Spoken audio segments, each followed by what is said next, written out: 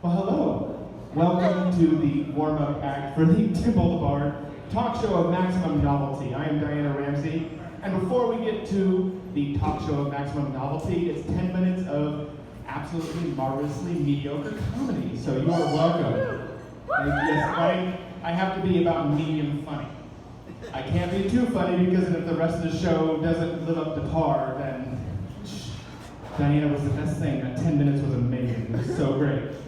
So medium funny, and gauging by your lack of laughter and just kind of smiles, success. So, how's everyone tonight? Oh wait, we already got that cheap pop. Don't clap again. We already got the cheap pop for that one. So, Merry Christmas, everyone. And what I mean by this is that I am a manic depressive. I have bipolar disorder, so fuck, I hate the holidays. I hate them. They're so cheery and awful, and I'm kind of dead inside. Sweater says it. Crazy. So the holidays are just awful. I hate it. It's just so bad. It's so cheery, and honestly, it's just very depressing. It's a depressing time of year for me. So right around this time of year, it's the third, third week of January. All the Christmas lights are down. Everything's back to normal. I see all the people who love Christmas so much are really upset. They're really depressed. And I'm like, aw, Merry Christmas to me. So Merry fucking Christmas. It's Christmas. That might work all the way until July. Okay, so I'm gonna have to sing because I don't clap because I'm not a singer, but I'm trying to remember my routines. Instead of writing down my jokes today, I just said, no, I'll remember, and right now I'm not remembering. So, I'll be there for you. Do we have any Friends fans in the audience? How upset were you when it left Netflix? Very upset. I went on the comments threads and wow, the white fragility about Friends leaving Netflix. You would have think someone shot their pets or something. It was just the worst thing in the world that Friends was gone. So, in honor of that, I have rebooted Friends for everyone. And what I have done is I've adapted to where what type of people are our favorite friends. Hint, they were shit people. They were the worst people ever. Terrible. So I'm going to give you a glimpse into the Friends reboot of 2020 and where the friends are with their lives. Starting with Phoebe, Banana Hammock Buffet. Only Friends fans will get some of these jokes, so the rest of you hopefully will get them. This is what I mean by medium funny. So Phoebe Buffet, to start with, she really got into the women's movement. She got her pink pussy hat on. She went out there and marched. She's now wearing shirts that say gender critical, feminist, adult human female, and she's touring libraries with her favorite songs, Turf is Not a Slur. Phoebe has no children because unfortunately, they died from dysentery when she didn't vaccinate them. So yes, Phoebe has no children. Oh, this is awful, and I love it. I love bombing. And she unfortunately did divorce her husband after they adopted a 10-year-old boy named Eric, who was in a wheelchair, and then unfortunately he went off a cliff looking for a small alien, and that just ended the divorce. So that's where Phoebe is now. Congratulations for Phoebe. Then Joey. Joey had it good for a little while. His TV show Mac and Cheese was optioned into a movie in 2008. It was a massive success. It was directed by Mick G and starred Cameron Diaz, and it grossed $1 billion at the worldwide box office.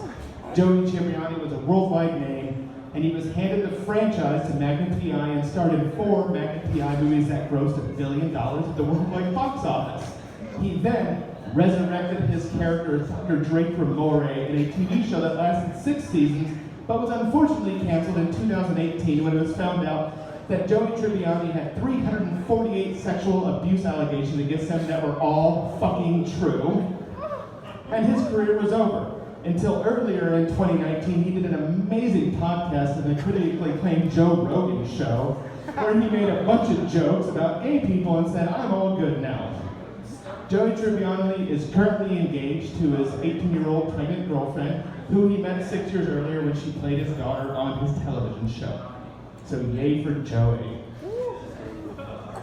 I don't know what to say about Monica and Chandler, except they're happy, bored, somewhere in the suburbs, and Chandler's making attack helicopter jokes and being a transphobic garbage piece of shit. They're totally not racist. They voted for Obama in 2008 and 2012, then they voted for Donald Trump in 2016. So Monica and Chandler are doing well. I don't want to say much about Ross and Rachel, but let's just say Rachel lives in Paris under an assumed name. Ross is screaming somewhere in prison about his sandwich and has real fucking anger problems. Awful, awful person. So there, that was the Friends reboot. You got the short version because apparently, man, that was terrible. That was so rough.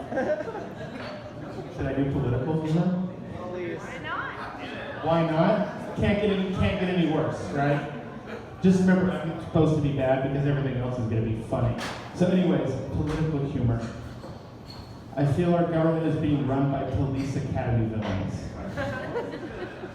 Has anyone seen any police academy movies? Sorry for that. But anyways, it's not even the good police academy villains. It's like the police academy villains from Police Academy 5, Assignment Miami Beach. And it's tough. It's like I think in order to to understand the nuances of the joke that I'm about to make, I have to explain to you the plot of Police Academy 5, Assignment Miami Beach. So what happens is Commandant Lassard is getting an accommodation in Miami for being like the best pig of the decade or some bullshit. Honestly, he's the dad from Punky Brewster. That's who that guy is. So he's getting some award, and he's old, so they're also making him retire. So that's going on too. And that's happening while the guy who played the security guard in Mannequin, he's being bad. He's doing bad things because apparently after the first one, he went away for 2 weeks and came back in the fourth one, and is now the villain again in the fifth one because reasons. I don't know why. He wants to take over the police academy for misfits. Steve Gutenberg's not in this one. He got 3 men and a baby money and decided I'm too good for this shit after Police Academy 4, so he's not there. What we have is the guy who now stars in your AARP commercials during The Price is Right, and he plays poor man Steve Gutenberg. So that's what we're going to call it, poor man Steve Gutenberg. They get to Miami and all the lovable misfits are there except Steve Gutenberg, and they start going on assignments, but at the same time, Commandant Lassard has some diamonds from the diamond heist stuck in a camera. How they got there is, I don't know how to pronounce the actor's name, but I'm going to say Odo from Deep Space Nine. He is playing the villain, but this joke goes, he is amazing, he was incredible in this movie. So he's the villain. He has the diamonds, and he put them in Commandant Lassard's camcorder, and they're lost. So there. Diamonds there. I feel like we're going along. Is everyone understanding the plot of Police Academy 5? This is important because you won't get the fucking punchline of the political joke unless you listen to this. So anyways, there's a whole bunch of nonsense scenes going on because that's what police academies are. It's like they're 82 minutes long and a lot of it's just filler scenes of them doing various things. Like here's Jonesy doing an impersonation. Here's Steve Gutenberg doing something really sexist and awful, like he's gonna be a really good cop. Really good cop. So then there's a whole bunch of these shenanigans going off. You have future Miss Wayne Gretzky there. She's a bad actress, so they only let her say a few things, and that's a really good idea. Meanwhile, the villains, they're trying to get these diamonds back, and it is rough. They're getting beat up. Commandant Lassard is hitting them with golf clubs. It's very brutal. It is a cartoon, Looney Tunes, trying to get these diamonds out of the camcorder. Finally, Odo from Deep Space Nine says, fuck it, I'm just gonna get my fucking diamonds back. Goes up to Commandant Lassard and says, give me my goddamn diamonds, and rips the diamonds out. And it's like everything goes to shit. A hostage situation breaks out and they're holding Commandant Lassard hostage. Now Commandant Lassard doesn't know this. He thinks it's an exercise because they do a police procedural every year. He thinks this is part of the exercise. Shenanigans. So then meanwhile they try to save Commandant Lassard. And they can't do it because they're regular cops. They're not our local police academy cops. They're not getting done. So after it doesn't get done, then they get in their fucking swamp boats for no reason whatsoever and chase down Commandant Lassard and rescue him. Not Steve Gutenberg got the job done. Nobody's afraid of it. It was a pretty good movie. I will actually say Police Academy 4 was way better, or excuse me, Police Academy 5 was way better than Police Academy 4. You know, Steve Gutenberg really mentally checked out in Police Academy 4. And so when Sharon Stone, David Spade, and an appearance by Tony Hawk are the best thing in Police Academy 4, you know it's not going well. So it was a fresh direction that Police Academy 5 went in, and it was really funny. I genuinely love Police Academy 5. I love sharing it with you because it's important to understand about the diamonds and the stupid villains and the crooks, to understand which way our government is going and which way we need to go. And I'm glad that I got through that because this joke is important, and I've run out of time. So everyone, welcome to the Tim Pole the Bard talk show of maximum novelty. Woo! By the way, I ran out of time on purpose. There was no punchline action. Absolutely no punchline, but feel free to go watch Police Academy 5. It's an hour and a half of your life you never get back. So welcome to the Tim Pole the Bard talk show of maximum novelty. Everyone has alcohol in their hand. That's probably a really, really good idea. So now, please welcome the host with the most and other cliches and bullshit, Tim Pole the Bard.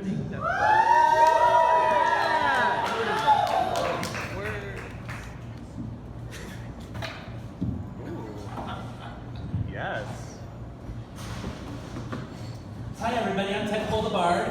Let's everybody give a big hand for my enigmatic woman, Diana Ramsey.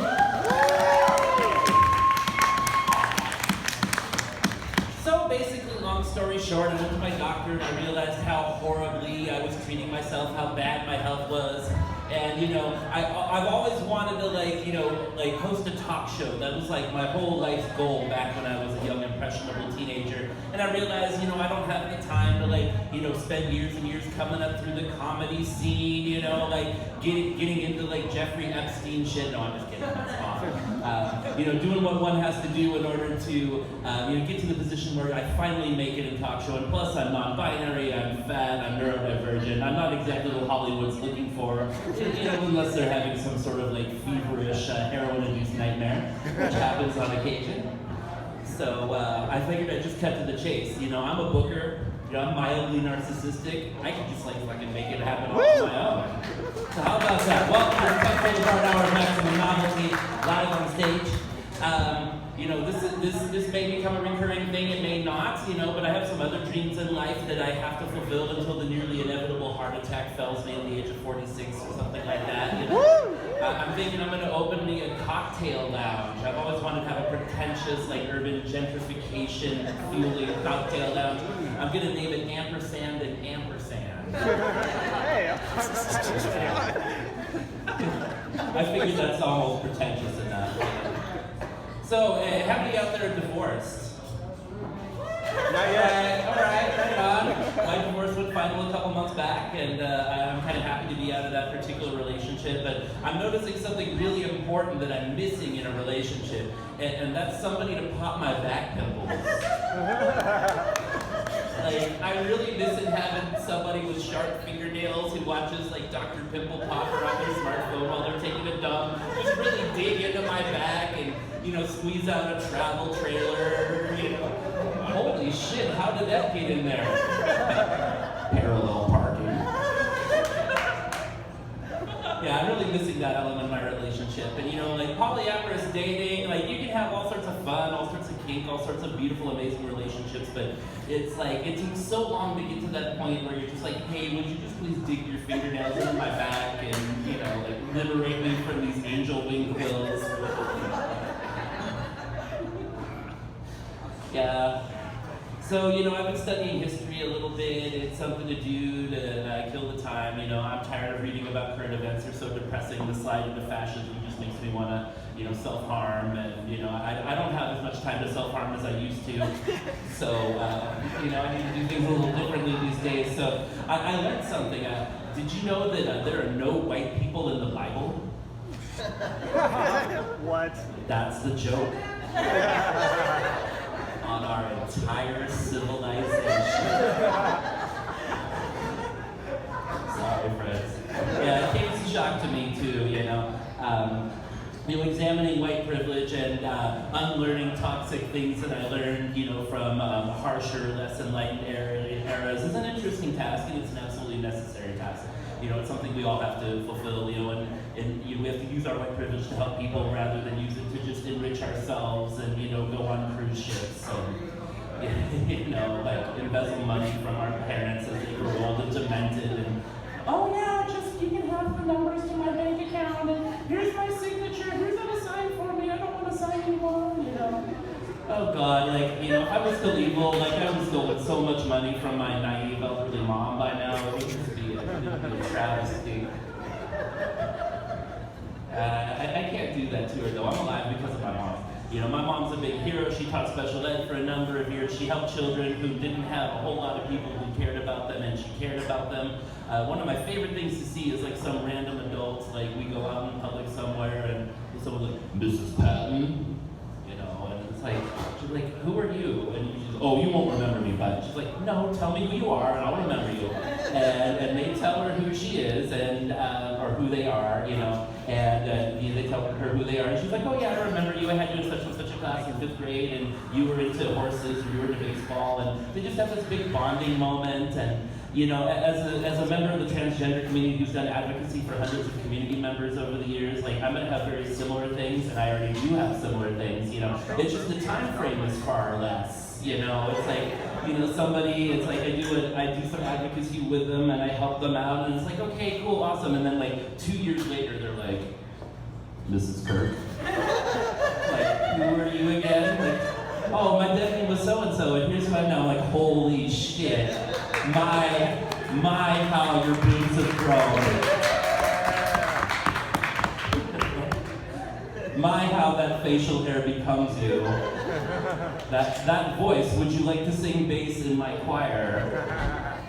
Yeah, it's pretty awesome, you know, but I'm moving on to working with kids more, and I'm working with elderly folks as well. I've got 3 jobs. That's the American way these days. It's like, it's how you get by, it's how you pay your house, it's how you keep from like sliding into mental illness when you're a workaholic, and when you sit alone for more than 5 minutes at a time, you slip into self-loathing. You know, I think I need to get a 4th job because I'm slipping self-loathing right about now. Any of you have any IHSS hours? I deliver pizzas.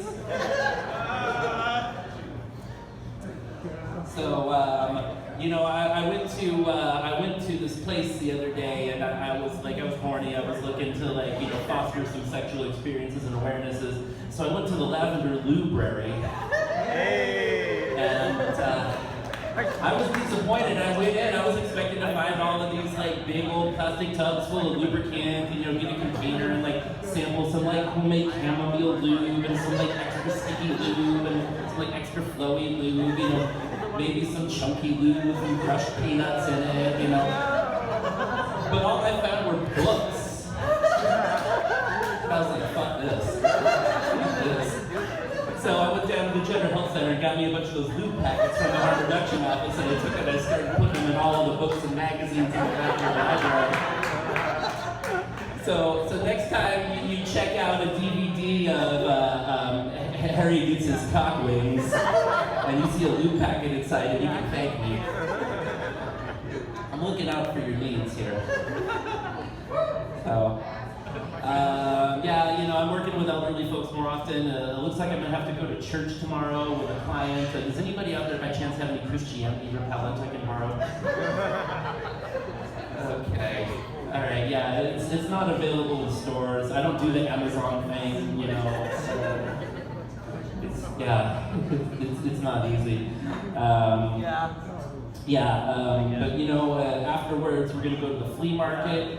I'm really looking forward to going to the flea market. You know, it turns out that flea markets aren't just for blind dates anymore. And, you know, that's a good thing to learn, you know, after a period of time. And, you know, but like, I got a job, I had a job at the flea market for a while back, and it was a pretty cool job. I'm pretty sure what I was doing was I was a vintage cell phone charger museum curator.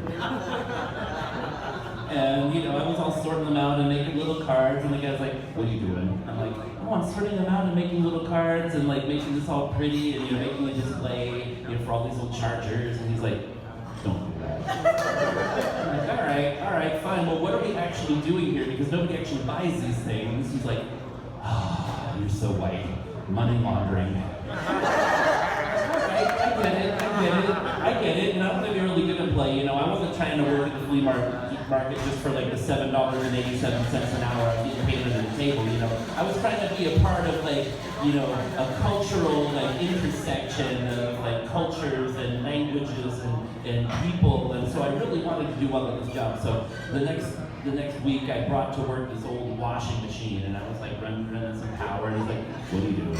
I'm like, "Well, we're money laundering, so I'm gonna use this washing machine. I'm gonna wash all the money that comes in, you know, from some of these chargers." And, you know, and at the point I realized, holy shit, you know, like I don't know what's going on, but I just think I figured out what's going on. And I looked in his eyes, and he looked at mine, and he said, "I don't have enough money to pay for the electricity for the washing machine." I'm like, all right, that makes sense. And so then he goes to the back of his van and he whips out a washboard. He's like, "Here's how we wash the money." All right, cool. So, you know, I learned a lot of things at the flea market, and, you know, I also bought a lot of cheap bogus DMT. So if any of you want some bogus DMT to sell your stupid little cousins or whatever, you know, get some lunch money for yourself, you know, hit me up afterwards. So anyway, we've got at bare minimum an interesting show tonight, quite possibly a great show tonight. Let's everybody give a big hand. Ayatunde Ikuku is here. Amazing local activist, beat producer, an all-around fine human being. Oh, well, hold on a second. Not quite time yet, but are you huggable? Right on. I'm so glad you're here. About 5 minutes. We have a sketch for And we have drag kings Sir Vix and Eric Shun here tonight. Sir Vix in an amazing outfit back there. We have comedian Robert Barry here tonight. Somebody give a big hand for Robert Barry. And our musical guest will be Jib and the Swags. Amazing up-and-coming band and the purveyors of the local Arts House Festival. I hear local rumors that Bart is not actually a person. Bart is actually an algorithm. In joke for my friends. So anyway, as much as we're advertising this as the inaugural 10 Paul Levard's talk show Maximum Novelty, this is actually the extension of a program that's gone back many, many years, airing on such diverse programming outlets as NPR, Sacramento Public Radio, KUTZ FM, Pacifica. 2 of those are true, 2 of those are blatant lies. And it's an extension of a very old show. So it was a radio show, so we were able to get away with quite a bit more. But what we're going to do here in a very cheap and cheesy way is we're going to invite the original hosts of this show, which back then was called, I believe, This Week in Queer Communist Journalism. And we're going to welcome the original hosts, Randy, the guy who lives under the transmission tower, and Diana Scram. All right, close your eyes for a second.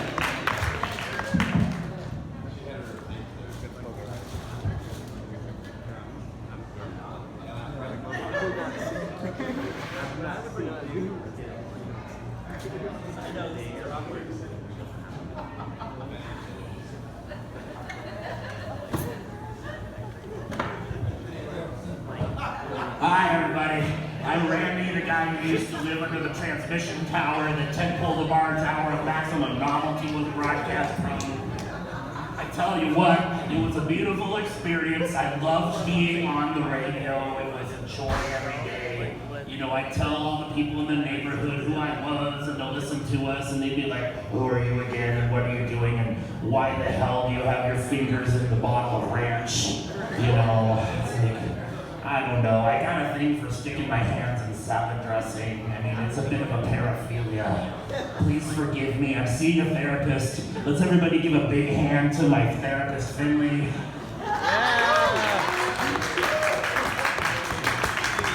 So anyway, if any of you have any Caesar out there, speak to me on the down low. I'm fucking fiending now. So I hosted the show for a good number of years with the amazing Miss Diana Scram. That's me right here. Why don't you tell the people a little bit more about yourself? Well, first, it's great to be back, and it's great to be back here on this stage doing the worst New York accent you've probably ever fucking heard. It's like I'm getting really reminiscent to when I met you. It was like sticking your hand in the ranch and the salad bar and the sizzler. And I just said, that's a person I want to get to know. That guy right there. I really want to go underneath his trailer. I want to get to know him. I want to get to know him like I got to know Andy Warhol back in 1977, back in the studio, right behind him. All the glory holes. I knew all the famous people. Diana Scram was there. I was there for history. I was there for fucking history when this show was here 20 years ago. It's a fucking pleasure to be here right now at the Brexit pub in front of all of you. And here, Randy, I fucking love you. It's been tough. I know we had our difficulties, but seeing you with that cheap Santa Claus being on your face is fucking incredible. I tell you, I keep this beard in such fabulous condition by shampooing with eggs and feedback. Where's the feedback coming from? Oh, feedback. Speaking of which, I need that Caesar dressing quickly, otherwise I'm gonna have to get some more feedback. But you know, we've had many iterations of the show. We started out as Queer Communist Review Today. And then we turned into a show about the royal family, and that was really interesting. That was my good friend Elaine Belbari Belmont. And first, it was Elaine's Purity Hour. Then after that, we had to change it to Elaine Belbury Belmont's Fuckboy Hour because that's what people really wanted. But Elaine, she was a good person. She was a good person. Can you tell us what happened to Ms. Elaine Barberry Belmont? I really don't know right now. I tell you, I found out what happened to Ms. Elaine Barberry Belmont, and I don't really want to talk about it, but it's all over Craigslist and Twitter, so if you were more on social media, you can figure it out. Barberry Belmont. Last I heard, I got a letter from her a few years ago, and she was living up with Norman Blitzknopf up in Orville. So selling Raiders or something, I don't know what they were talking about. Norman Blitzknopf, he's the guy that got the dungeon shut down, right? He is absolutely the motherfucker who got the dungeon shut down. That place was the cleanest, they had the cleanest fuck swings in all of Sacramento. Matter of fact, I still have those very swings hanging in my bedroom. And to prove my queerness, I even hang my fucking Christmas lights from them. That's how queer I am. Christmas lights on the fuck swings. Memories. So Diana, I hear you're getting into like internet stuff these days. You have an app out, is that correct? I have an app, I do. It's like after I kind of retired from the hour of actual novelty, I had to do something. And I said, I'm gonna get on this internet thing. It's a big thing. It's where the future is going. So it's like, I heard about Grindr, I heard about Tumblr, and those don't really fit the needs of the queer community that I need to know. It's like, man, it was fucking amazing in New York back in the 70s. It was crazy. So with the basic technology, what I have created is an app called Plunger. And Plunger is a really great app. It's an app that lets you look at people's buttholes instead of their faces. I told you, I posted a picture of my starfish on Plunger. I got like 15 replies in like an hour. It was great. how you been, bud? You know, it's the second best response. Thank you, Jimmy Fallon. You are very, very welcome. It's the second best response I ever got. The first best was actually this week when I was selling knockoff with Paltrow vagina candles. Yeah, nobody needs a Gwyneth Paltrow vagina Well, candle. they were knockoff. It was actually. Oh, they were knockoff? It was actually Angela Lansbury's vagina candle. That's got value. I mean, you just can't get a B. Arthur these days. No, you can't. You just can't. Well, Diana, thank you kindly for joining us here. And, you know, I just want to say to all of you who followed our show and all of its iterations from, you know, the show about communism to the show about the royal family, which was called The Queen Drives a Range Rover and She'll Run Your Ass Over Without Any Remorse or Second Thoughts. That one generated a lot of bodies. And then it was called, oh my God, see, it was called Improvisational Failures. That's what it was called. I believe at one point it was called Norman Blitzknopf's Automama Jam. Oh yeah, and then it was the game show about competitive shoplifting. Then it was the Potato Exchange. And then after that, I think it was like wrestling on the radio, except the matches weren't real, but the promos were real as fuck. I remember that very carefully. It was one of my favorite Macho Man impressions. Oh yeah, ticket! That was amazing. I remember that episode that we had the Macho Man impersonator and the trans person who did the monster truck announcing. Fucking incredible. Friday, Friday, Friday! Sunday, Sunday, Sunday, monster truck! We need more of that in our lives, seriously. You know, I need like, Friday, Friday, Friday, you're going to therapy to talk about your trauma with a narrative-informed therapist.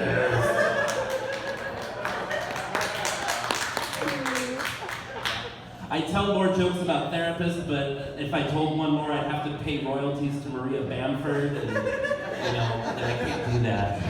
It's no good. Anyway, let's give a big hand to Diana Ramsey as Diana Strand. Let's give a big fucking hand to Randy. And of course, the star of the sketch, the Chief Evangeline's Beard, which they told me does not have a return policy. So I'm gonna have to keep this thing. You'll be seeing it in the future so that I can amortize it against my taxes. Sam, I heard. I would personally like to thank the Muppet that I skinned for this wig. May you rest in peace. Tickle me no more. So our next guest is a vaunted community activist, a warrior and champion for civil rights, a warrior against non-binary erasure, a warrior for trans liberation, inclusivity, and for building a better world that ends white supremacy culture, ends dishonor, disrespect, and puts us in a situation where we don't have to, improvisational failure again here. When you basically, I'm giving an intro to somebody whom I admire very greatly. Let me tell you this. If you don't have a young mentor in this world, if you're in your 30s or your 40s and you don't have a mentor in their teens or their 20s, you're going to be left behind. And it's not just about you being mentored, it's about you learning and growing with what they have to teach you and what they have to offer, and then creating safety and space for them to do their learning and growth with as much protection from flack and bullshit as all possible. So, I do not know if I'm living up to that lofty goal, but I'm trying the best I can. And so I want to give an amazing welcome. Everybody lift your hands and voices and snaps and stomps for Ayotunde Ikuku.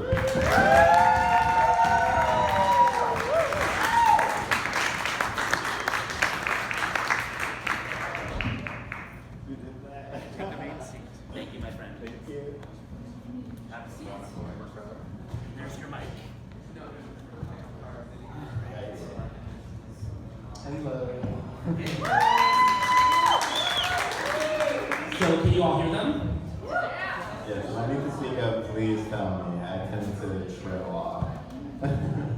So, usually I do shows for queer audience. Today is a mixed audience, queer folks, non-queer folks, people from different cultures and backgrounds. And so one of the things I admire about you is your commitment to your non-binary identity and not wavering from that. You use strictly they, them pronouns. Why is this so important to you? I would say that it's important to me, first and foremost, to have people understand that pronouns are actually a really big and important thing. I think a lot of times people assume that trans people are just like in a hyper panic and are just like oversensitive, but when you really break it down, at the core of it, it just comes down to respecting a person. And it's also just a simple fact that misgendering someone is not exclusive to trans people. If you call this person the incorrect pronoun, they're going to be pissed off because that's disrespecting them.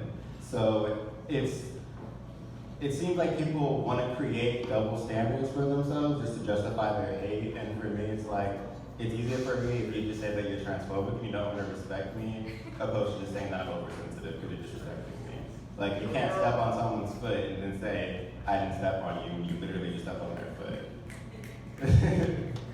And I also think, for me personally, being a non-binary person using they, them pronouns, it's just to say, for me, I am just who I am. I don't feel like I'm to be confined to any expectation of what a man or a woman or anything like that looks like, because for me, that's a really basic understanding of a really complicated species, and it just doesn't fit my reality or my ancestors' reality for that matter.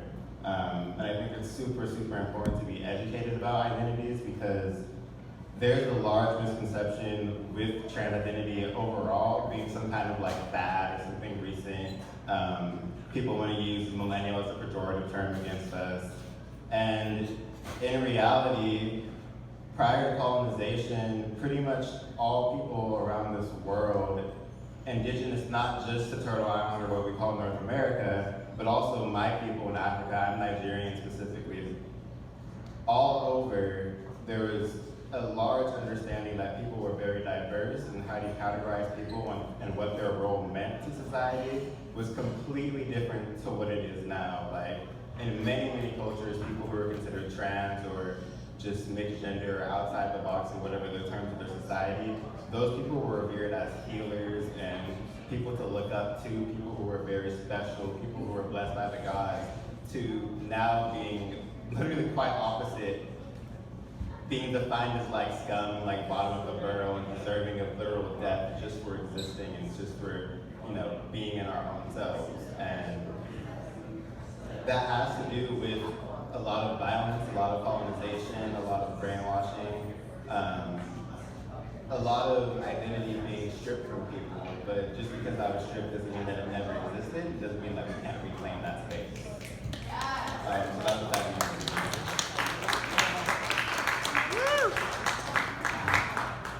I am not one who is easily envious of somebody else, but I am envious that you have had the support and capacity to navigate these situations at such a young age. When I was your age, I did not have my shit together.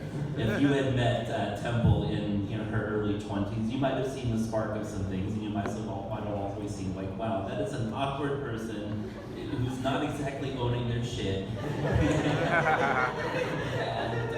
So I have the utmost admiration for you, and who has influenced and held space for you to learn and grow and develop and learn anti-colonialist theory, radical theory, expand into your queerness and bloom like this? Like who has influenced you and held space for you? It's a really interesting question. I'm gonna just start this off by saying that I'm a Leo, for those of you who consider this.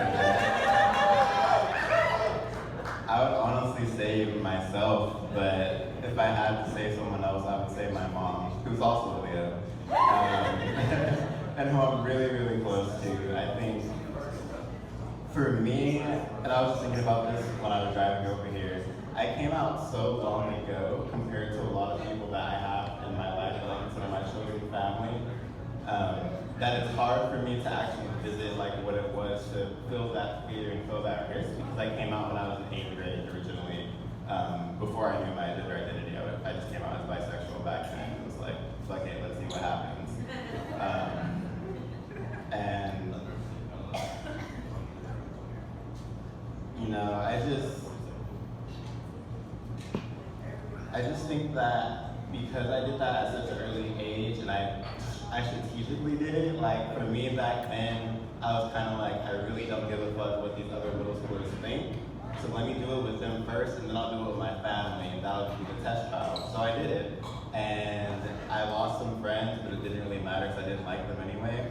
And I gained some new ones, and so eventually I told my mom, and she was completely supportive. And for me, I was super scared because I was raised Christian. My grandfather is a pastor in another state. My family's also all from the South, and I'm like the California queer non-Christian one of the family, which is like really big, especially for Black families.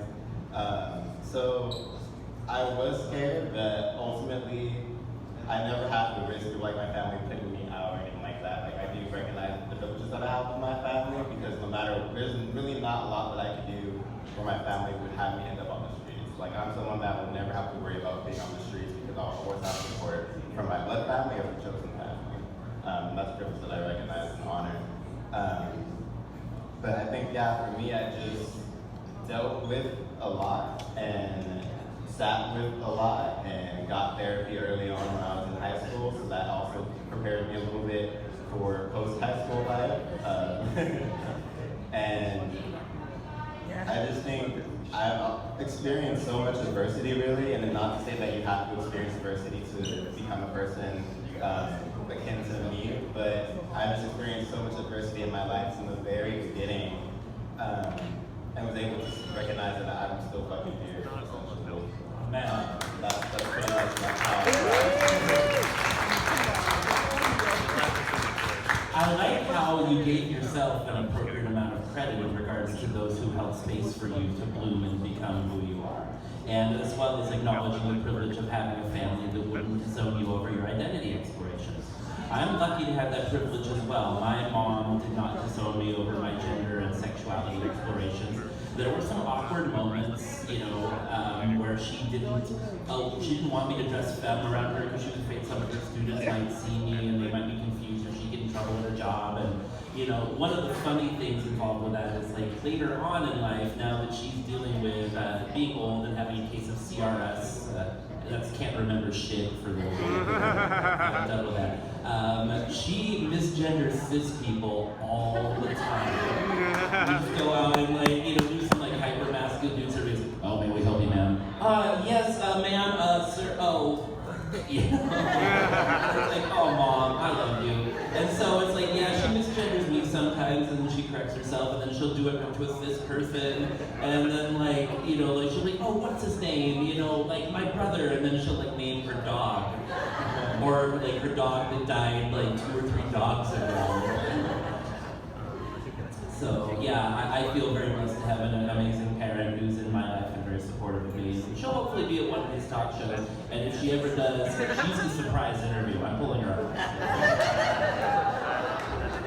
So speaking of youth, you do a lot of advocacy with youth in the region. Why don't you tell the crowd about some of the things that you do to help transgender, non-conforming, non-binary, and youth of color to get as free as possible from some of the colonialist exploitative structures of our school systems and other support systems that serve youth?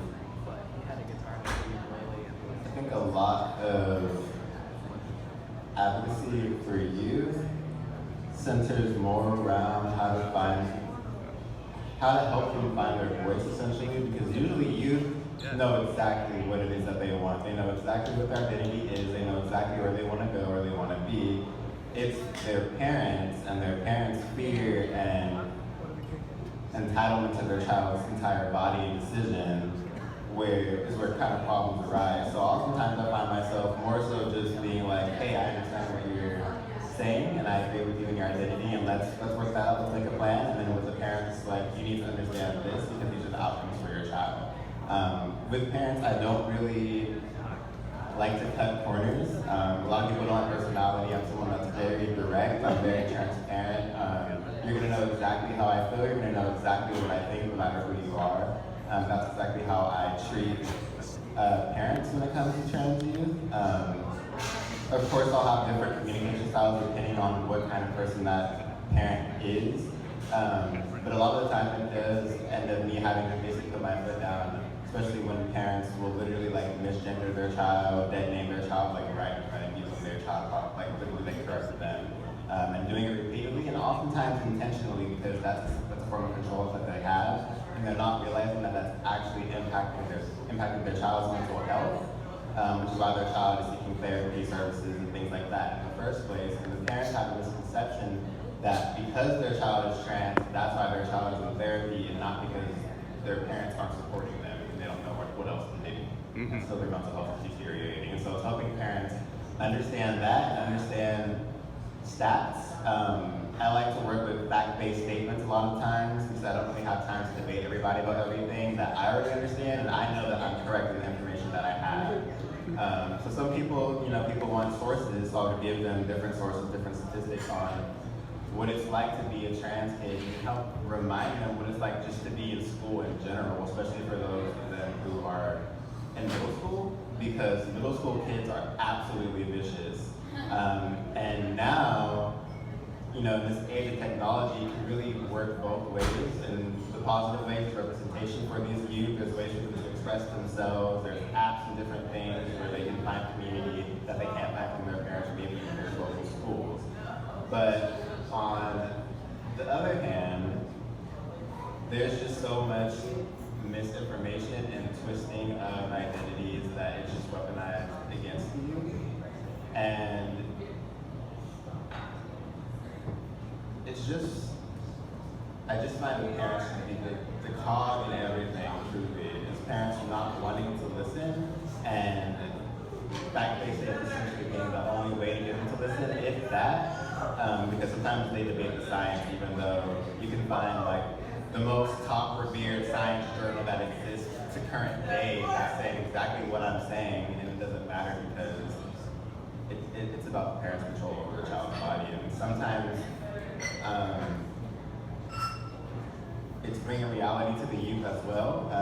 There are certain situations where the youth unfortunately really can't do much until they're out of their parents' custody, and so it's helping them come to terms with that. And a lot of times they've already started having the process anyway and are bringing it up, and so helping them come to terms with that, and again, making a plan, because yeah, it sucks right now that you're parents, and we all go through that, but also you don't have to live forever, and we can get you out. And when you're out, we can get you, this service and that service. Like once you turn 18, we can immediately get you your insurance, and you get your apartment, you don't have to worry about your parents signing off on anything or being in your business, knowing what you're even doing, like total protection. Because unfortunately, when it comes to the legal system, youth really just don't have, they don't have autonomy at all. So yeah. Yeah, that's legit. Being a 17-year-old trans youth caught up in a foster and or group home situations is a combination of breathtaking and utterly horrifying, because like you're looking forward to turning 18 so you can get your hormone prescription even though you don't have a bio parent to sign now. So you're looking forward to that, but yet when you turn 18 you age out of some of the youth systems and you're at risk of being homeless on the street and having a lot of these, a lot of the freedoms you're obtaining by turning 18 be all for naught. Yeah, that's a terrifying situation. I have the utmost empathy as well as a desperate capacity to help serve 17-year-old trans youth in specific. I wish I could talk more about this right now, because this is like a really heavy thing in my life very hard right now. It's like how to keep bad outcomes happening from some of our teenagers who are aging into adulthood and not finding the transition into further services to support them in that transition. It's breathtaking and scary. And I thank you very much for being on the front lines of doing that work to provide as much knowledge to the families, as much hope to the youth, and as much interconnecting advocacy to make better outcomes for people. So thank you. So we're getting close to the end of this particular segment. We could talk about advocacy for youth, radical social justice. We could talk about non-binary erasure, which we need to at least a little bit. How many of you out there might have some questions about non-binary identities? Like, what the hell are these queers that you're talking about? All right. Well, for example, not too terribly many. This is great, so we don't need to spend a whole lot of time on this. But I identify as non-binary. I'm in my mid-40s. I did not feel safe identifying publicly as non-binary until just a few short years ago. When I started my transition in 2011, I did not have queer community. I couldn't just go to like the Gender Health Center and to a support group, or I couldn't just go to like Gender Court at the Lavender Library. I couldn't find like an amazing online community that like affirmed and supported who I wanted to be. I felt forced to, take on a more binary identity. I felt forced to transition from male to female, and I needed to transition, otherwise I was gonna probably kill myself. Like, I transitioned in order to lessen my suicidality. And it is legit and real that you and other amazing young folks who are like owning non-binary identities, as well as letting people who are enforcing binaries and quote-unquote passability culture or fetish, don't get me started about that, I could go all night. But it is legit that folks in your generation are influencing people in my generation so that we feel safer and more welcome in our non-binary identities and not forced to navigate like some sort of binary idea of transition that was socially enforced through ostracism combined with lack of access to any other expression or culture. So I owe you a debt of gratitude, and I just want to publicly express that. You and many other folks who made it safe for me to be here. So my last topic is you're getting into music production, is that correct? Yeah. Well, I'm really looking forward to booking you here or elsewhere as part of maybe one of the trans takeovers or the NorCal Lady Fest camp out or maybe just like another showcase event. What are your musical plans for, let's say, 2020? So my musical plans for 2020. So I have no music knowledge whatsoever. However, I am a huge raver, huge festival goer. I'm very much into music. Music is very spiritual to me, and so that's why I finally decided to pursue actually learning how to make my own music. So this semester I'll have beginning piano, so I'll be able to, by the end of the semester I'll be able to read music and play piano. And I also have a recording studio class as well, so I'll be taking those concurrently. And my goal is basically just to take music class all year, because that's not even my major. My major, I'm a double major at the Los Rios College. I'm a sociology major and an ethnic studies major. But I want to get my audio production certificate as well before I transfer to Sac State. So yeah, music plans look like finding like the basics and playing around. I probably won't release anything until like next year, because like once I get the basics down, I know I get pretty much shitty for at least 6 months, and then you start getting into the routine. And so I need to get to the pre-shitty part, and then finish the shitty part, and then get to that. And give credit to yourself with the early experiments, because you'll find things that you like even within those contexts. I've been in a throw it against the wall and see if it sticks mode for well over a decade now in production, and you know, I find it to be very rewarding, but even if the outcome is not something I would dare share with peers. I will say it's not just production, I'll be using my voice too. I'm very much looking forward to that, although you've used your voice in so many ways, not only to educate, advocate, to slay giants, to bring down bullies. I don't want to get too deeply into those things, but for those of you who know some of the deep drama in queer community, Ayotunde is most certainly a bully killer. And so, all right, everybody, let's give a big hand to my fabulous compadre, co-worker, and one of my heroes in community, Ayotunde.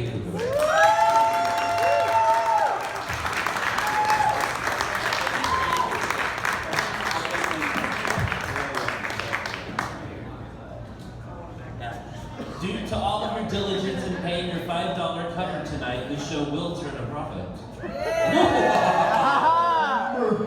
Venmo the performers, you know, live up to my guarantees as opposed to like leaving town, you know, things like that. Although I only have $38 in my pocket, and so I'm a little worried right now, you know, I need to make sure that, you know, everything works out for us.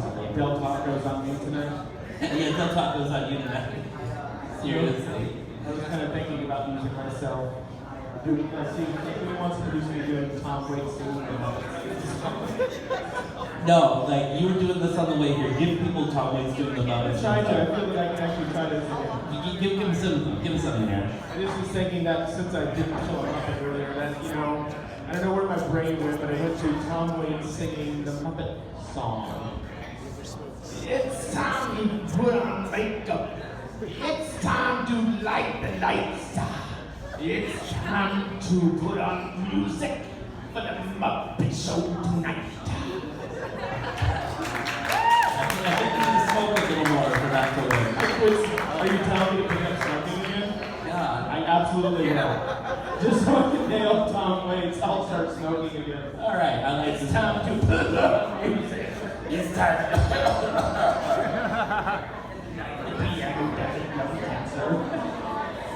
So it's a new year, and you know some of us are coming into queer community, you know, and it's time for the queer community initiation rituals.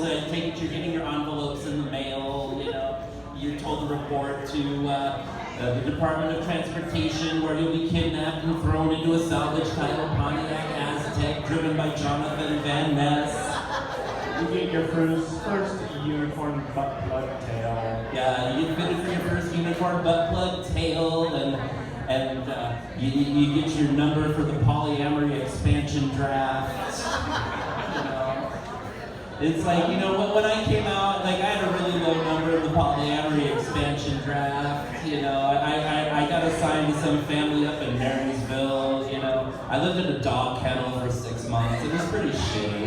Mine, I was actually hoping to go in the second or third round of the draft, but it turns out that I kind of went the fifth round, but I kind of pulled a Tim Tebow because I was kneeling all the time and my value went up, way up. Always on my knees.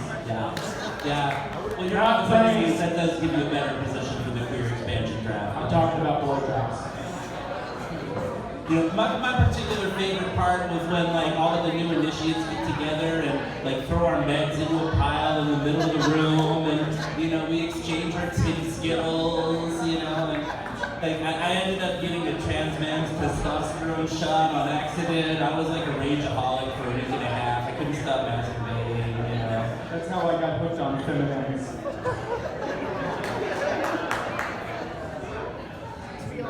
But anyway, those of you who aren't queer, you're not subjected to the queer expansion draft or the initiation rituals, you know, it's like, you know, don't consider yourself as lucky as you think you are, because you people have to pay property taxes and we don't. Also, when you get drafted into queerness, you no longer have to go to gender reveal parties, so there's that. Oh, it's great not to have to go to gender reveal parties. I hate that shit. You know that trend of like things blowing up at gender reveal parties? We started that, you know. We started bringing explosives to those fuckers. She's got a particular diabolical way to spoil a gender reveal party. What's your methodology? We have time for that? We got time. Rattlesnakes. Gender reveal rattlesnakes. How this happens is instead of building a pipe bomb for your gender reveal party, you keep this one simple. What you need are 30 rattlesnakes. 29 of them have no venom. One does. You corral your guest into a 40 by 40 by 40 by 40 foot pin, and then with an airdrop, you drop all the rattlesnakes on top of your guest. Now, some people are going to get bit, but only one of them has the venom. So, there it is. It's like, and what we do is we paint half the snakes blue, half the snakes pink. And so that way, whichever color snake bit the person, guess what? That's exactly what gender it is. And since it is gender reveal rattlesnakes and we are throwing them out of a plane, if you can get the pilot to scream, I've had it with these motherfucking snakes on these motherfucking planes before hitting the button, that's a good idea. I'm seeing that cis crowd is just not a fan of the gender reveal thing. They're just like, you know, what is this? What are you talking about? And actually I like that because that means actually the audience is clear enough, like, gender reveal parties? What the fuck?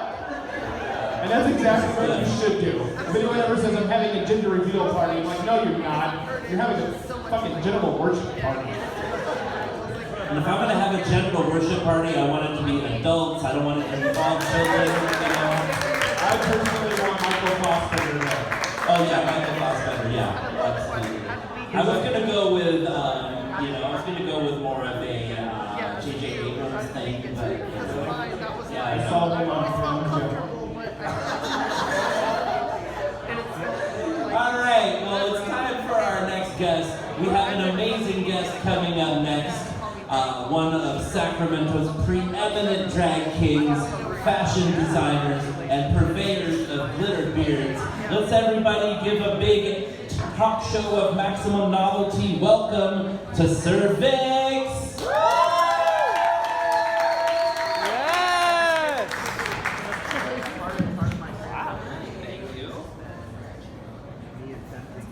And let's give an amazing hand to one of Sacramento's other preeminent drag kings, one of the greatest drag king names I've ever known, Eric Sean! Woo!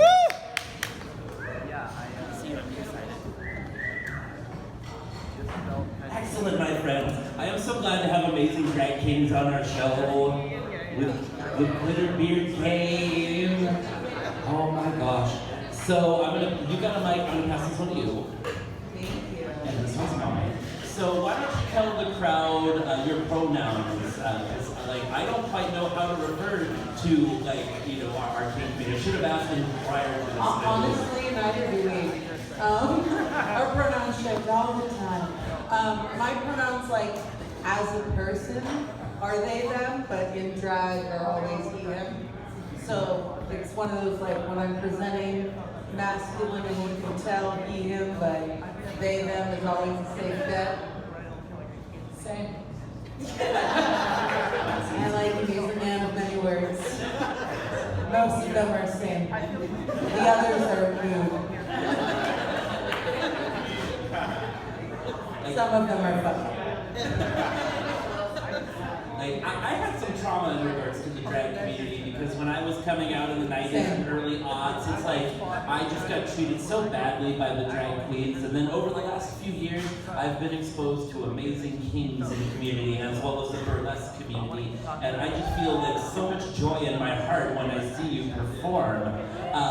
What are some of the things that have led you to drag as a performance medium, and maybe tell us about some of the cultural differences between how drag kings navigate and how drag queens might navigate? Well, I mean, I don't want to throw a bunch of shade, but also, like, I'm a shady bitch.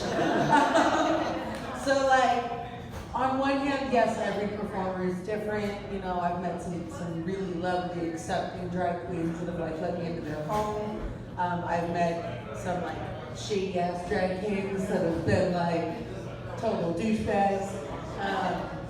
But in general, the general trend tends to be that the drag kings are professional and punctual and accepting and open and never get booked. And the queens are late, drunk, and mean and will get booked every weekend. And it's boo. And that's not even counting the drag things. There's kings, queens, and things, or creatures, which are like the things are like my partner, who identifies as a drag thing. Drag thing, not drag kings. Excellent. Pretty much otherworldly and genderless. Oh, I love it. Otherworldly and genderless. Right? I call him my little galaxy prince. Very. Oh yeah, I'm dating them because they're pretty.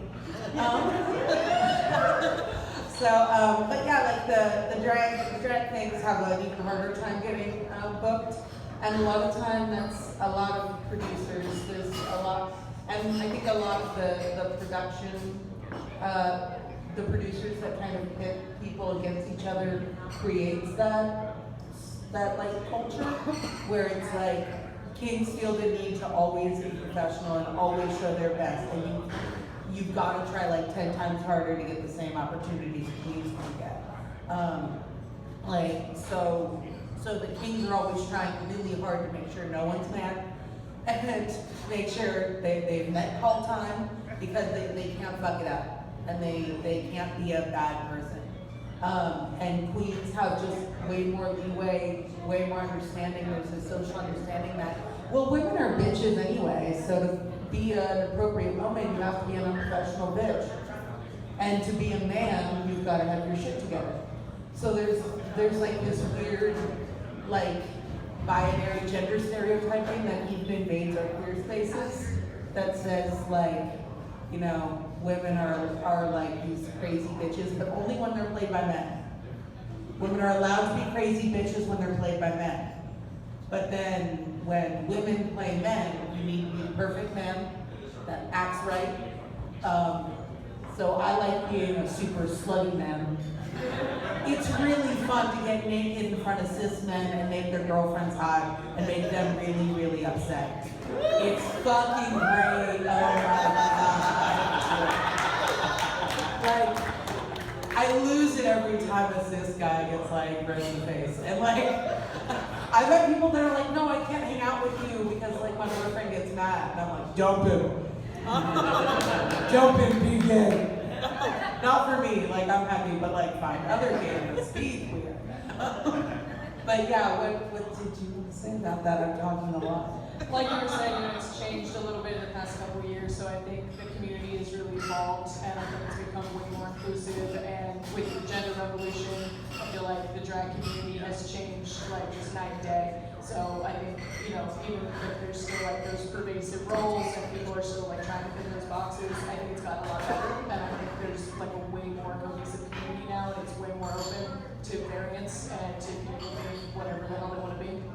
Yeah, we have performers like Sakura Roche who comes out with like, she'll be like full drag queen face, it's like Beat to the Gods, skirt, corset, and then hairy male chest. Right, full hairy male chest. And then we have Apple who will come out like male chest, untucked, but like the hottest woman in the room. And like, so we have more and more performers that like challenge the binary. And I mean, like, I get to wear flowers and be like, I'm a man. Pretty man with flowers on my face, and that's my beard, but eat it. So there's been a lot more challenging, and like we've been expanding the ideas of gender. It's great. I'm glad to hear it. That's one thing that strikes me in your narrative is like how much you have to like go above and beyond the standards that are set for like, you know, people who are assigned male at birth in the industry in order to like have your place. And you know, it seems a lot like the assimilation for survival narratives of many marginalized peoples throughout the course of history. And so thank you for doing your part to help shatter the, you know, biases of heteronormativity and the gender binaries that still seem pervasive in an art and medium that should have shattered those decades ago. Like, I had I can't remember, someone had posted online that said, they were talking about like cis queens, so like cis female queen drag queens, and it was a non-cis female queen, not that like any of that should matter, but she was saying that it's so weird that men are setting the rules on who can wear dresses and like saying only men can wear dresses and lipstick, and then saying like only women can wear suits. Like, it's just weird to have a queer culture that was like, you know what, we're gonna respond to heteronormative culture by doing the same thing, but flip it. Like, it's not a house, you can't just flip it and do the same shit. Like create your own culture, don't just replicate what you've seen before, and reinstitute cultures that have been like erased by the heteronormative culture that's trying to erase you to, like, why feed into the same perpetuating garbage when you can see people on an individual basis and just be like, yo, that shit rocks. I don't need to know what's in your pants.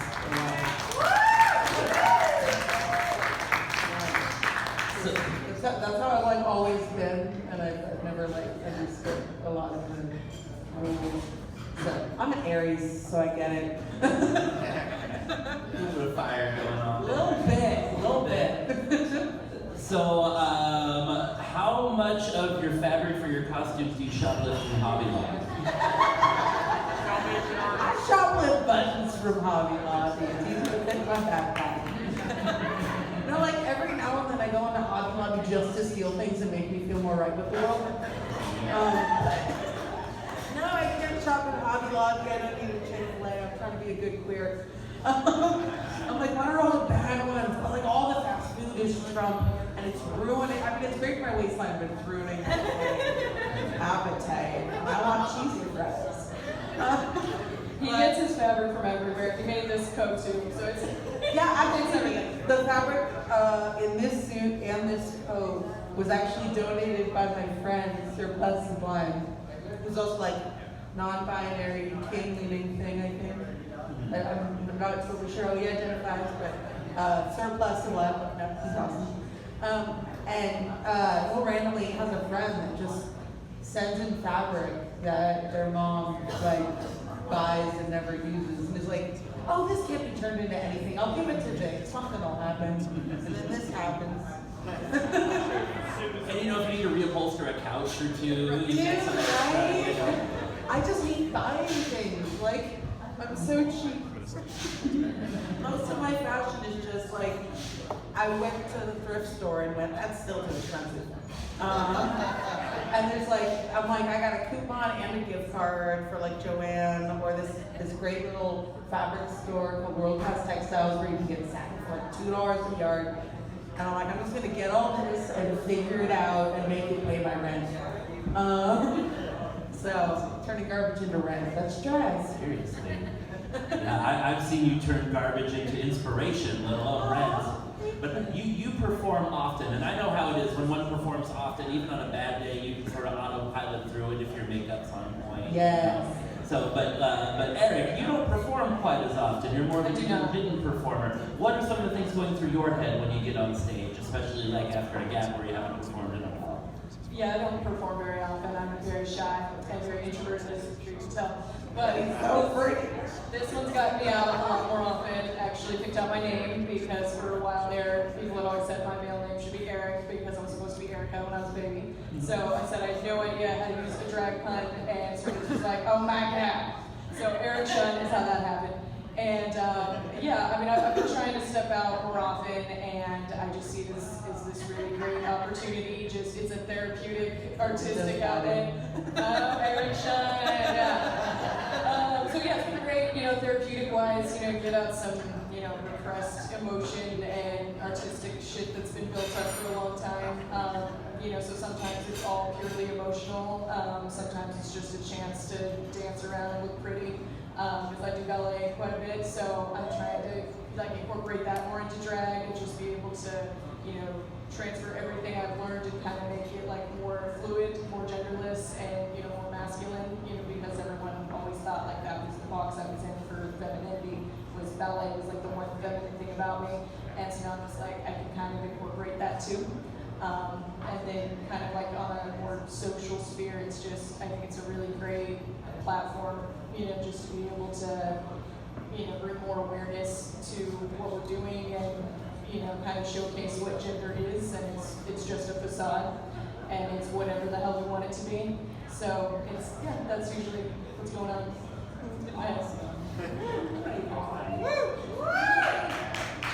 So we're getting towards the end of this particular segment here.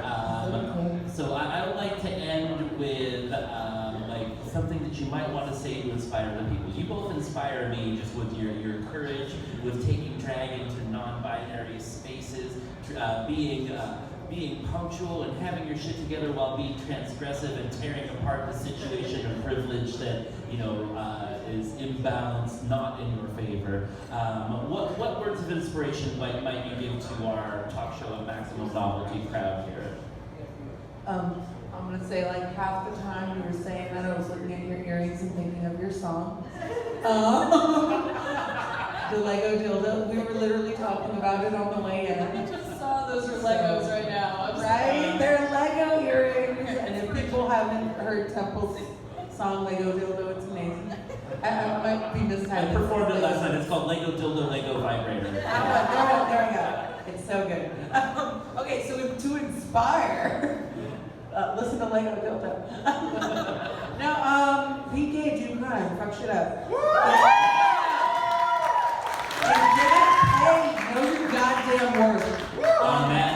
I've had so many queer people, especially AFAB queers, that feel somehow like imposters in the space because a lot of it gets taken, or like non-binary AMAB queers who feel like weird imposters because they're like, oh, I'm not non-binary, I'm not fully trans, not fully trans. We're all fully trans. Spectrum, we're all somewhere fucking on.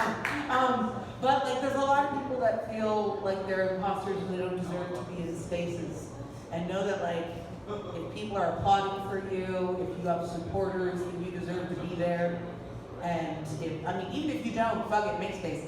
As long as you're not a dick and you're being nice to people. But yeah, like if people are wanting you to perform, if you have an audience, if you're breaking out into being a performer and people want to see you, then you deserve to be paid for your work.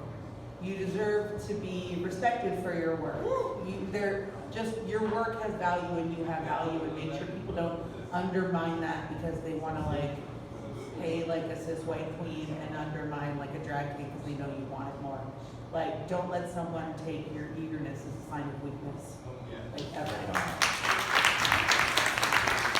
Are you there any words of inspiration for the people?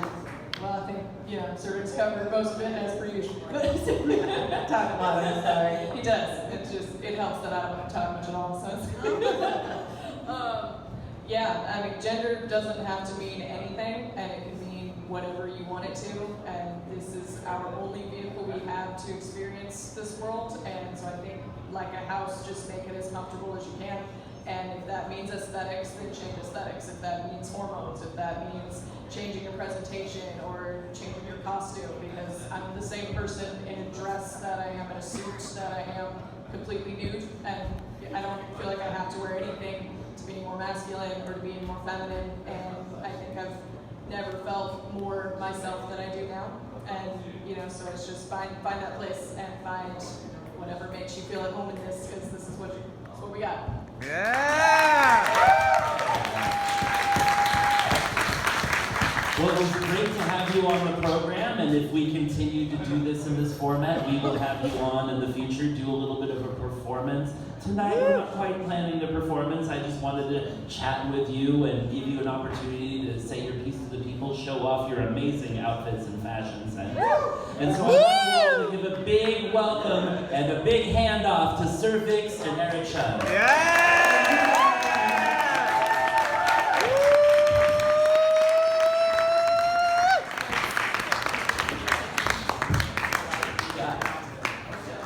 So as y'all can tell, the show is pretty queer so far. But the thing is, it's meant to appeal to many and all audiences. And in comedy, a straight man is somebody who feeds lines to the comedian. They feed the setups and then the comedian gets the punchlines. In our particular case tonight, our straight man is a straight man. But that is no detriment whatsoever. He's one of the funniest comedians in Sacramento. He's going to be taping a special at the Punchline on January 26th.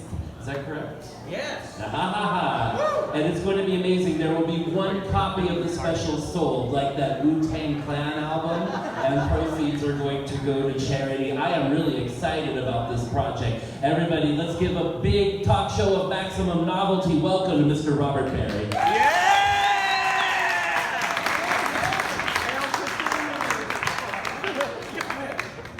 Bring on the end time. On board the queer train! No, I don't have any. I used to be polyamorous, but I just didn't like playing Dungeons and Dragons so much.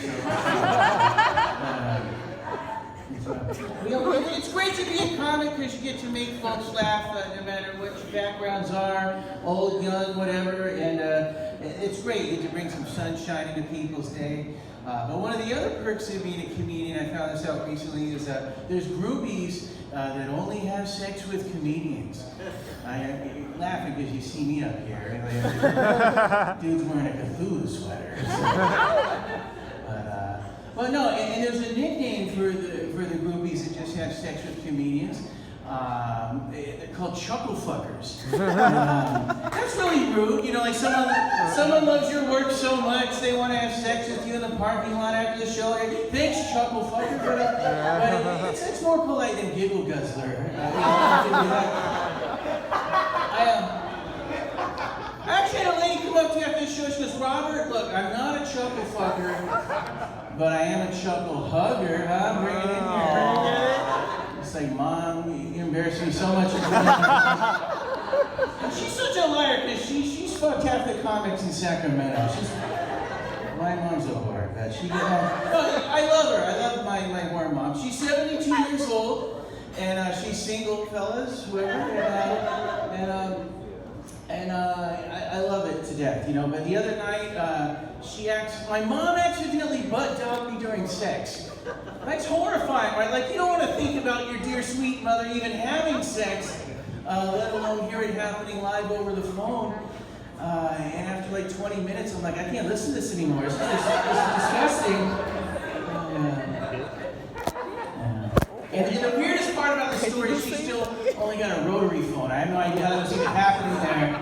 She's a very flexible woman there.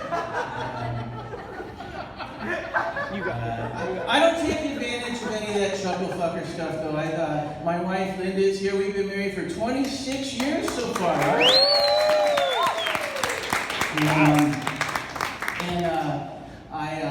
After 26 years, you got to do some things to keep the spice alive. You got to try a little harder. Take each other for granted. You don't want to do that.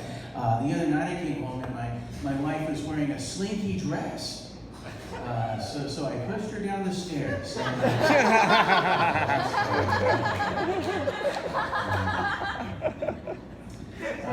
we have any craft beer enthusiasts here in the crowd? Yeah. Where's your hand, Colin? You said you wouldn't drink. Where's your hand, alcoholic? Yeah, that's like such a weird thing. Like 20 years ago, there wasn't anything called craft beer enthusiasts. It was just called alcoholics. It's like no other addict glamorizes their addiction with a fancy name like that. Like, you don't say, like, I'm a craft heroin enthusiast. Only buy locally sourced heroin. Really like supporting the farm to arm movement. By the way, if there are any heroin addicts here, come on, I just see half of you here. But there's a bad strain of heroin out there. It's called Jesus heroin. Don't do it. You should never take the Lord's name in vain.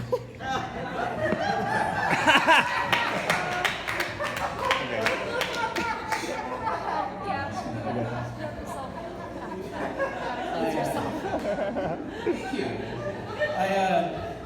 I'm trying really hard to improve my social media presence, and they got these Facebook challenges. I thought I'd give that a try. But they had this weird challenge last year. I'm not even making this up. This sounds like something I made up. It's the throw cheese on a baby's face challenge. Some weirdo sitting there with a piece of cheese, and he sees a baby, and he throws it on its face, and the baby's like, I can't get this off. And then he puts video of it on Facebook, and then instead of somebody doing the decent thing and calling Child Protective Services, no, thousands of people start doing it themselves. It's a viral sensation. So I threw cheese on a baby's face, and the mother was furious. She said, well, why did you throw cheese on my baby's face? I can't believe you threw cheese on my baby's face. And I said, hey ma'am, if you didn't want me to throw cheese on your baby's face, maybe you should have had a closed casket funeral. That's all I'm saying.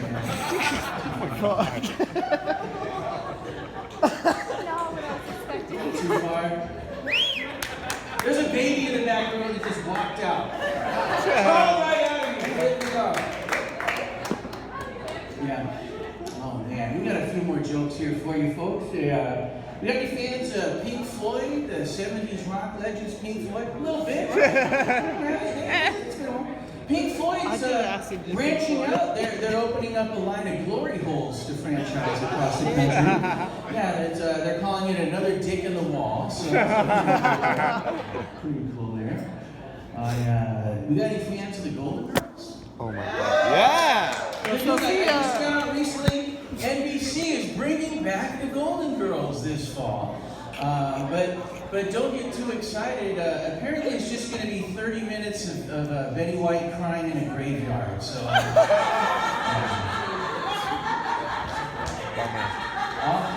awful stuff. We all know she got that. Hey, this is great timing. Yesterday, Betty White, America's sweetheart Betty White, turned 98 years old. Yeah. 98 years old. And I don't know how she does it. You know, she may be 98 years old, but she's still got the ass of an 88-year-old. Those squats are paying off there. Oh boy, we just got a couple more. You know, folks, I've got a special place in my heart for cholesterol. And the doctor said my blood gravy ratio is too high. I didn't realize that was even something they checked on there. But I try to, watch. I'm very vain. I try to watch how I look on stage, and they say if you wear black, it's very slimming. I don't know if it's working. I got 6 black shirts on right now. I'm sweating butter up here. It's horrible. But I've been trying the keto diet. Anybody give that horrible diet a try? It works, but it wreaks havoc on your body, and it's very strict. Like you can't have bread or sugar or beer or anything good, Eat a meal. And so you gotta be very, very strict with what you eat. Like for lunch today, I had poached eggs on a chicken breast, which I gotta say that's the tastiest way that I've ever eaten the whole family. I'll tell you that. But I've been doing the keto diet for 3 months now, and I'm proud to say so far I've lost 25 friends. Thanks so much. Yeah.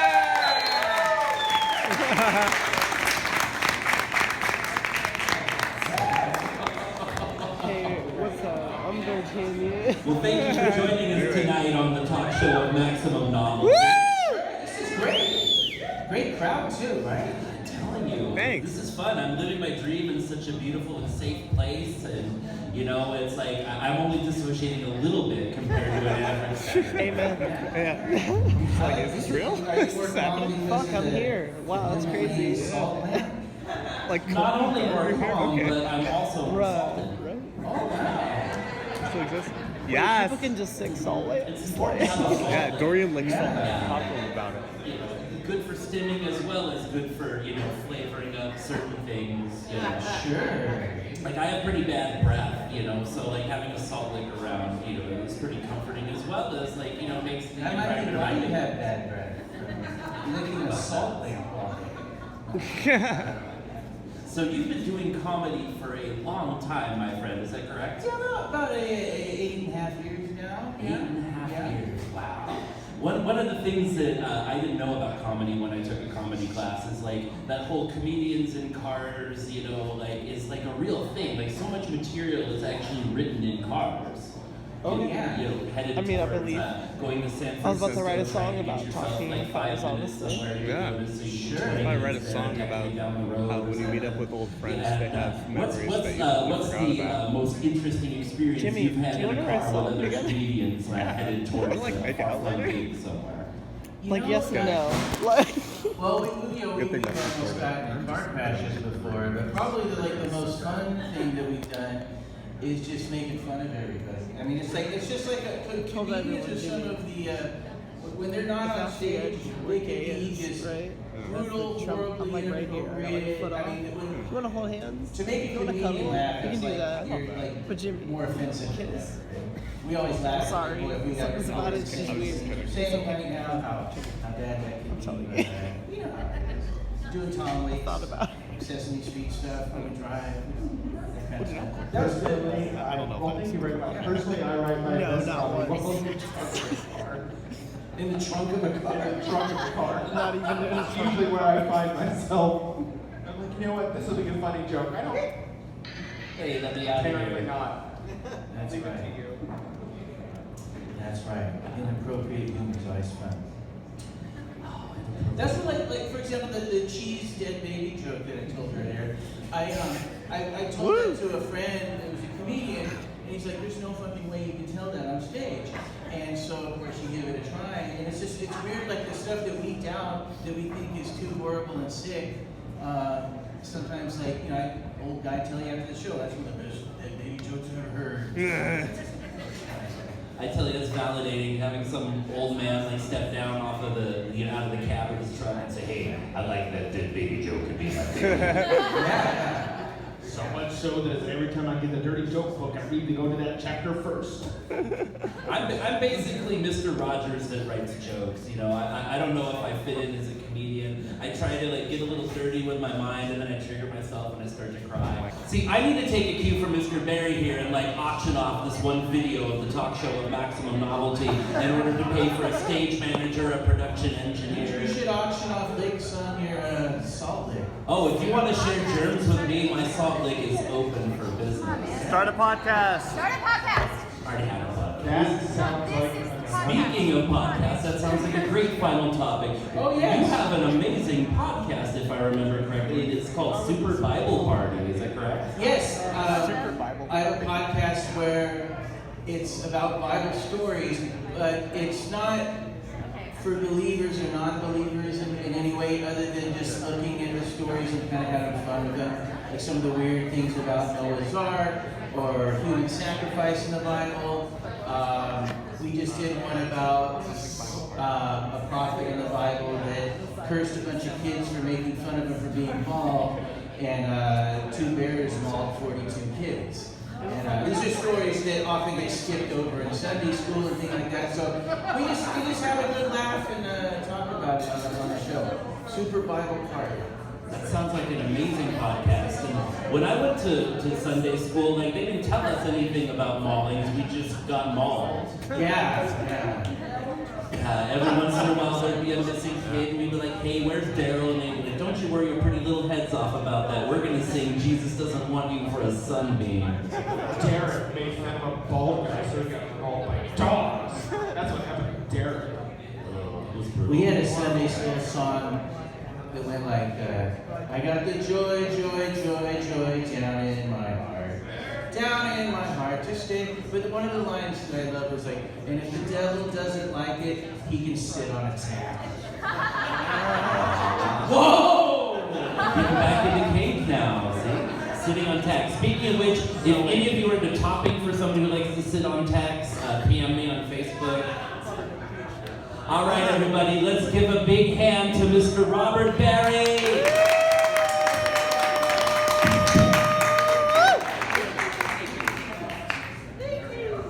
Thanks, everybody. Thank you. So we're getting down towards the end of the evening. We've got a fabulous musical guest tonight, Jib and the Swigs. But since we don't have to spend a lot of time on commercial breaks for useless capitalist products that exploit your labor and your time and the Earth's limited resources in order to produce profit for fascists who don't even count the number of profit the products have produced, they just sit in their dens drinking old brandy, wishing they were dead. Yeah, it's not fun being wealthy in this country. But I feel really bad for them. Yeah, seriously. So we get to actually interview our musical guests, unlike the big talk shows that are beholden to sponsors and advertisers. So I want you all to welcome to the stage Jib and the Swigs.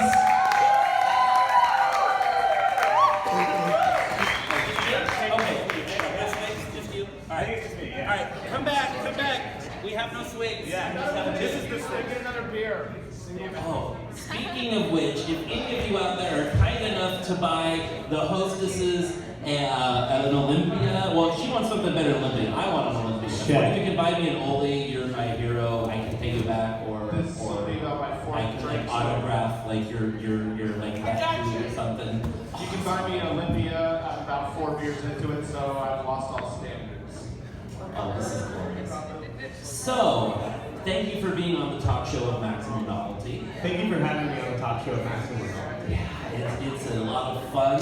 I attended one of my favorite shows of 2019, which I believe was put on by you at a location which you may or may want to like allude to or not. It's called Bart's Fest. Bart's Fest, yeah, at Bart's house. At Bart's house. Yes. And I joke that Bart is an algorithm, but do you want to tell the people about who Bart is and how they influenced your festival? So, Bart was an amazing influence on my life that I met. He's a cat. And it started because, like, when I invited people over, it wasn't like my house or like a roommate's house or anyone else's house. We just called it Bart's house because he lived there. That's what mattered.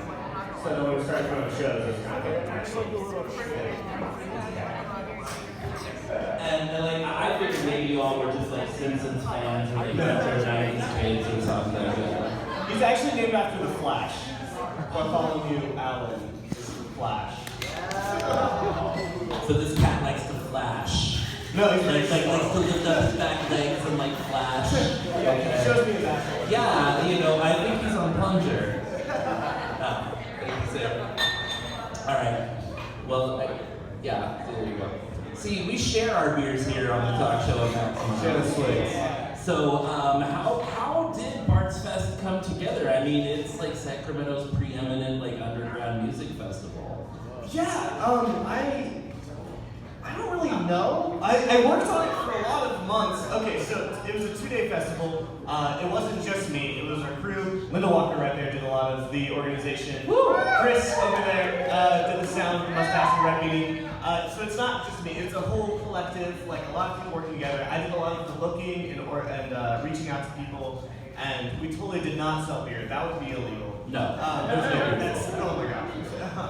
I passed out in the gutter out in front, but there was no beer over there. Edgar is here. He made banana bread and soup and chili. So there was a lot of food. How did it come to be? I don't know. I just asked a lot of bands that I like to play, and then they did, and then the cops got called when a hardcore set was happening, but when they showed up, one person with a ukulele and a beautiful voice was playing. I was talking, we're just hanging out, so it worked out.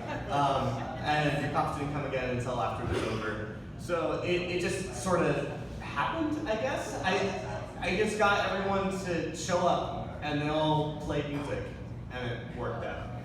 And it wouldn't be the first time that the day has been saved by the ukulele of plausible deniability. Yeah.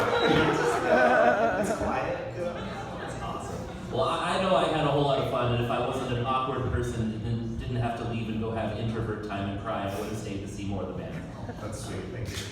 So, your band, Jib and the Swigs, you've got a really fresh, like, folk punk sound for the now, as opposed to, like, just ripping off the Violent Femmes and... Wow. I was trying to rip off the Violent Femmes. Well, I don't know if you succeeded.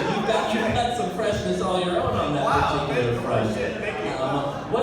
What are some of the things that you like to write songs about, or what inspires you as a songwriter? Me. All my songs are really self-involved. I think that I mainly just write about how my parents suck and how I'm sad. Well, I mean, okay, so doing the actual emotional vulnerability part of it is that there's a lot of really self-destructive thoughts that can really take over. And if you don't try to express them and put them into words in really productive ways, they can take over. So a lot of the songs, I sound like a petulant child. But that's because, I mean, I wrote a song when you're 18 about how a girl doesn't like you. But if you just shove that down, then it's just gonna fester. So you just like, you get it out, and then later you're like, oh, that was self-involved and dumb. But you know, it slaps, so you still play it. That's what your 20s are for, and as long as it still slaps, you're legit. Yeah. I spent way too much time in my 20s with my head up my own rear end, but I learned to study intestines quite intensely. And, I learned a whole lot about them. Yeah. So it's mainly just like, just flashing out. Other than here after this interview and Arts Fest, what's the most awesome show you've ever played? Not Arts Fest. It was probably. That's a hard question. I think it was actually when I was in a former band and I was 18. And it was an EP launch party for an old band called Sonder, where I still play guitar and sang. And like my parents were in the same room for the same time, in like the first time in like 13 years or something. And like a bunch of friends from high school came, and it was like this crazy thing. And I wasn't even a great musician, it's just people like supported me because they cared about me. And that's like the whole sales angle that I have. That's so warm and fuzzy. It was like a show because people cared and you felt it. Exactly, yeah. And I feel the warmth from all of you out there today, and that's not just because I'm having hot flashes. Take your estrogen, girls. Okay. Right on. Right on. So, I had another question. I totally lost it. You know, That's okay. things happen. You know, I don't have the production staff. My teleprompter's broken. You know. But I tell you, I'm gonna tell you a little story of mine real quick. Do it. I almost played this really cool gig. It was like 1999, and I was in this band called the Maserati Alligator. And I was 4. Yeah, and we were like post-punk, and we were gonna play this awesome show. We were gonna play Sam's Town, opening for Vanilla Ice. It was gonna be like the crowning achievement of my life and career. And like days before we got to play the show, like Vanilla Ice canceled the rest of his tour, and Sam's Town closed down. Oh no! Oh yeah. That's the best show you almost played. It was the best show that we never actually got to play. Instead, we had band practice and got drunk, and we used to practice in this storage unit. It was pretty pathetic, you know. Bands used to practice in storage units back in the day, you know. Yeah. What did you play? I played in that band. I played bass. I played fretless bass because we had a tone deaf guitar player that could never tell if his guitar was in tune or not. And so I played fretless bass so I could just keep up with his meanders. So you can like slightly like, okay, that's a little shit. Yeah, exactly. You were the real musician. I was keeping things together. You know, I was sitting there playing my fretless bass. He was snorting Ritalin and then going on the stage. It's called avant-garde key meandering. It's very active. You're playing with your notions of what a key is. You know, I mean, that music theory stuff goes over my head, but what it comes down to for me is, are the kids still snorting Ritalin before they go to stage? Yes. We're into poppers these days. Like, oh my god, man, you said poppers. The world needs more poppers. The world needs more poppers. The world needs more poppers. You know, like if we had a little bit more time to get into queer stuff, I could tell you more about like loosening the asshole prior to certain sexual. I have no idea. Yeah, what you're talking no idea what I'm talking about whatsoever. Earlier today. Awesome. So you and your band, The Swigs, after a short setup for intermission, are going to play a set for us. Yes. Any particular highlights in the set we should be looking for? It's all highlights to look for. I'm gonna dance. There's one song where I use distortion. Distortion. Yeah. That's transgressive. Watch for the lines about my parents and about. No, I don't know. You're not gonna understand any of the words. That's actually slightly reassuring. When I understand the words, it makes me think too much. Yeah, don't think. Just vibe. Yeah. Also, you can. Are we allowed to mom? You know, it's okay. Just don't climb up on the barriers. Yeah, if you guys want to stand during the set, that's more apropos. But if you want to sit, that is also okay. Like, there's a spectrum from like being cremated all the way up to like moshing on steroids. You know, we'll be somewhere on that spectrum. There's no steroids in the Olympics, right? I don't know. I hope so. It says it's the water, but I don't necessarily believe them. I think there's something after that. Okay. All right, everybody, let's give a big hand to Jim from Jim and the Swigs.